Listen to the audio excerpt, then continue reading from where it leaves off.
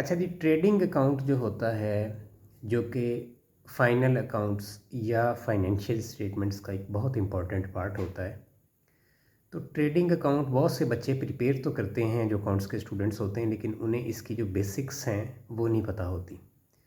तो इस वीडियो के अंदर हम लोग जो है ट्रेडिंग अकाउंट पे डिस्कशन करेंगे कि ट्रेडिंग अकाउंट जो है ये इसके अंदर जो आइटम्स होती हैं या जो इसका कंटेंट होता है वो क्या होता है और कौन सी चीज़ें इसमें शामिल होती हैं, क्यों शामिल होती हैं। ठीक है, तो स्टार्ट करते हैं। सबसे पहली जो चीज़ है, जानते हैं कि ट्रेडिंग अकाउंट के अंदर हम ओपनिंग स्टॉक जो है वो डालते हैं। ठीक है जी। तो बेसिकली जो ट्रेडिंग अकाउंट होता है, इसकी जो डेबिट साइड होती है या जो लेफ़्ट साइड होती है, उसके अंदर हम तमाम जो डायरेक्ट एक्सपेंसेस हैं उनको इंक्लूड करते हैं। ठीक है जी, डायरेक्ट एक्सपेंसेस को इंक्लूड करते हैं। डायरेक्ट एक्सपेंसेस वो एक्सपेंसेस होते हैं जो बिज़नेस की परचेज़ के साथ डायरेक्टली रिलेटेड होते हैं। ठीक है, या प्रोडक्टिव एक्टिविटी के साथ रिलेटेड होते हैं, तो इनको हम डायरेक्ट एक्सपेंसेस काउंट करते हैं। और जो इसकी ट्रेडिंग अकाउंट की क्रेडिट साइड होती है या राइट साइड होती है, उसके अंदर हम तमाम के तमाम जो डायरेक्ट रेवेन्यू है बिज़नेस का, उसको इंक्लूड करते हैं। डायरेक्ट रेवेन्यू को आसान अल्फाज में अगर आप समझना चाहें तो जो मेन सोर्स होता है किसी भी बिज़नेस के रेवेन्यू का, उसको हम डायरेक्ट रेवेन्यू के तौर पे लेते हैं। ठीक है, यानी बिज़नेस टू बिज़नेस ये वेरी करता है। फॉर एग्ज़ाम्पल, अगर एक वकील है तो वो जो फ़ीस ले रहा है अपने जो क्लाइंट्स हैं उनसे, तो वो उसका डायरेक्ट रेवेन्यू होता है। ठीक है, कोई अगर कोई फर्म है जो हमारी लॉ फर्म्स होती हैं, तो उसके जो भी फ़ीस अर्नड हैं वो उसका डायरेक्ट रेवेन्यू होगा। बट अगर एक कोई बिज़नेस है जो कि ट्रेडिंग का काम करता है, चीज़ें जो है वो बनाता नहीं है बल्कि एक जगह से ख़रीद के दूसरी जगह देता है, उसको बोलते हैं ट्रेडिंग। तो उस बिज़नेस के लिए जो इसकी सेल्स हैं वो डायरेक्ट रेवेन्यू है। यानी कि डायरेक्ट रेवेन्यू हर बिज़नेस के लिए डिफरेंट हो सकता है। अच्छा जी, डायरेक्ट एक्सपेंसेस जो हैं उसमें भी हल्का फुल्का डिफरेंस आता है, डिपेंड्स के वो आपकी परचेज़ या प्रोडक्टिव एक्टिविटी के साथ रिलेटेड हैं या नहीं है। अगर तो रिलेटेड हैं तो फिर हम ऐसे तमाम एक्सपेंसेस को इंक्लूड करते हैं ट्रेडिंग अकाउंट के अंदर, डेबिट साइड के ऊपर। ठीक है जी। तो इसमें फिर एक्सपेंसेस, और एक साइड पे एक्सपेंसेस हैं, दूसरी साइड पे रेवेन्यू है। तो एक्सपेंसेस वाली साइड पे हम ओपनिंग स्टॉक को इंक्लूड करते हैं। क्यों, इसकी क्या रीज़न है? इसकी वजह ये है कि ये पिछले साल में हमारी बची हुई वो गुड्स हैं जो सेल नहीं हो पाई। ठीक है, तो पिछले साल में हमने इसके ऊपर एक्सपेंस किया था, तो वो हम इसको इस साल में इंक्लूड करेंगे अपने टोटल जो एक्सपेंस है हमारा उसके अंदर। ठीक है जी। या जो भी हमारा साल के अलावा अगर कोई और काउंटिंग पीरियड है, मंथ है, तो मंथ के अंदर इंक्लूड कर रहे हैं पिछले मंथ वाला बचा हुआ।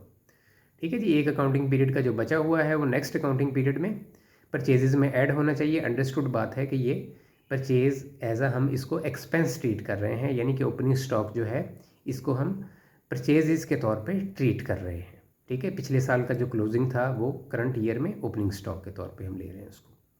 अच्छा जी, उसके बाद जनाब परचेजेस हैं, यानी कि जो हमारा करंट अकाउंटिंग पीरियड है उसके अंदर जो भी हमने परचेजेस की हैं फिज़िकली, वो सारी की सारी हैं। परचेजेस को जब भी हम रिकॉर्ड करते हैं तो इसके अंदर से हम रिटर्न्स को, यानी परचेजेस रिटर्न्स को माइनस कर देते हैं, और उसके बाद नेट परचेजेस जो है वो उसको इंक्लूड करते हैं ट्रेडिंग अकाउंट के अंदर। इसकी क्या वजह होती है, ये भी काफ़ी बच्चों को समझ नहीं आती। इसकी वजह ये होती है कि इसको हम लेके चलते हैं, जो हमारा सबसे पहले परचेज़ बुक होती है ना हमारी, जिसको हम डे बुक कहते हैं, या जर्नल, जो परचेज़ जर्नल होता है बेसिकली। ठीक है, तीसरा नाम क्या है, परचेज़ जर्नल। परचेज़ जर्नल के अंदर हमारी तमाम जो क्रेडिट के ऊपर की गई परचेजेस हैं वो रिकॉर्ड की जाती हैं, यानी उधार पे की गई परचेजेस सारी की सारी हम सेल्स जर्नल परचेजेस जर्नल के अंदर रिकॉर्ड करते हैं।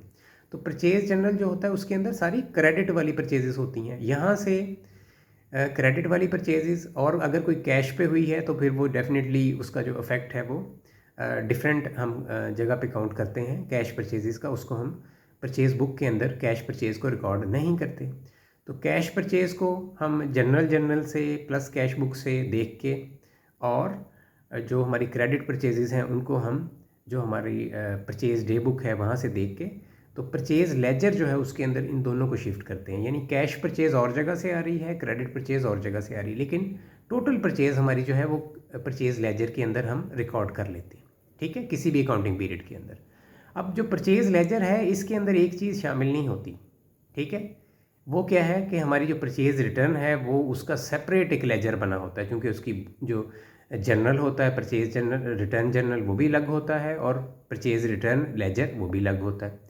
इस वजह से चूँकि ये इंटरनेशनल अकाउंटिंग स्टैंडर्ड्स के मुताबिक इसी तरह से रिकॉर्डिंग होती है कि परचेज़ का अलग जो है लेजर बनना है और परचेज़ रिटर्न का अलग लेजर बनना है, ठीक है। तो ये सारी स्टोरी होती है।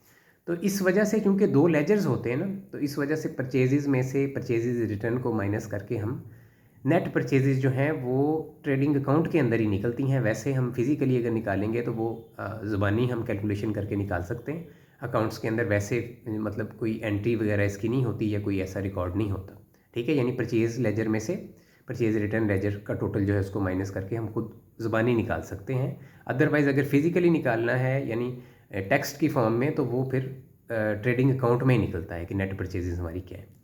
इसी तरह यहीं से जो है थोड़ा सा शिफ्ट करते हैं क्रेडिट साइड के ऊपर, सेल्स हम रिकॉर्ड करते हैं, ठीक है। सेल्स हम रिकॉर्ड करते हैं ट्रेडिंग अकाउंट में। तो सेल्स के अंदर भी सेम प्रोसेस होता है कि सेल्स का जो लेजर होता है वो अलग होता है, सेल्स रिटर्न का अलग होता है। इस वजह से इंटरनेशनल अकाउंटिंग स्टैंडर्ड्स चूँकि ऐसा कहते हैं कि इन दोनों को अलग अलग रखना है, तो इस वजह से सेल्स में से हम क्रेडिट साइड पे ट्रेडिंग अकाउंट के यानी राइट साइड पे हम सेल्स में से सेल्स रिटर्न को माइनस करके नेट सेल्स जो है वो निकाल के वो फिर हम डालते हैं ट्रेडिंग अकाउंट की क्रेडिट साइड पे, ठीक है। यानी नेट सेल्स को हम डालते हैं। अच्छा, अब जो हमारा दोबारा से हम डेबिट साइड पे यानी लेफ़्ट साइड पे आ जाते हैं, जो हमारा ट्रेडिंग अकाउंट है उसकी, ठीक है। तो ट्रेडिंग अकाउंट की डेबिट साइड के ऊपर और क्या क्या चीज़ें आती हैं। कैरिज इनवर्ड आता है, ठीक है। कैरिज इनवर्ड से क्या मुराद है कि जो हम जो परचेज गुड को परचेज करने के बाद हम अपने स्टोर तक या अपनी शॉप तक लाने के लिए जो खर्चा करते हैं, ठीक है, जो ट्रांसपोर्टेशन वगैरह पे करते हैं, ठीक है, उसको हम कैरिज इनवर्ड बोलते हैं, ठीक है जी। और इसके अलावा वेजेस, ठीक है, वेजेस जो हैं इनको हम इसलिए शामिल करते हैं ट्रेडिंग अकाउंट में कि वेजेस जो होती हैं वो बेसिकली दो वजूहात से, आइदर जो वेजेस हैं वो loading and unloading of purchase जो गुड्स हैं उनके लिए इस्तेमाल हुई हैं, या परचेज जो हमारी वेजेस हैं वो डायरेक्टली रिलेटेड होती हैं प्रोडक्टिव एक्टिविटीज़ के साथ, ठीक है। ये दो वजूहात होती हैं जिनकी वजह से वेजेस को हम ट्रेडिंग अकाउंट में शामिल करते हैं, ठीक है जी। इसमें भी आगे थोड़ा सा डीप है कि अगर वेजेस एंड सैलरीज़ है तो उसको हम ट्रेडिंग अकाउंट में चार्ज करते हैं, अगर सैलरीज़ एंड वेजेस का वर्ड यूज़ होगा तो उसको हम प्रॉफिट एंड लॉस अकाउंट में चार्ज करते हैं। अच्छा, ब्रीफली मैं सारों को डिस्कस कर लेता हूँ। इंश्योरेंस इन ट्रांजिट है, ठीक है, यानी कि जब हमने कोई भी गुड्स परचेज़ की हैं तो उनको रास्ते में लाते हुए कोई चोरी होने का डर है या डिस्ट्रॉय होने का डर है, तो उनको परचेज गुड्स को हम अपने स्टोर तक जब लाते हैं बिज़नेस के, तो उस दौरान में अगर हम उनकी इंश्योरेंस करवाते हैं तो उसको बोलते हैं इंश्योरेंस इन ट्रांजिट। ये भी हम डेबिट साइड पे ट्रेडिंग अकाउंट में इसको रिकॉर्ड करते हैं, ठीक है। यानी कि वेजेस को भी डेबिट साइड पे और इंश्योरेंस इन ट्रांजिट को भी डेबिट साइड पे, ये सारे डायरेक्ट एक्सपेंसेस हैं, इस वजह से इनको हम डेबिट साइड पे रिकॉर्ड करेंगे। अच्छा, इसी तरह कैरिज इनवर्ड को भी डेबिट साइड पे।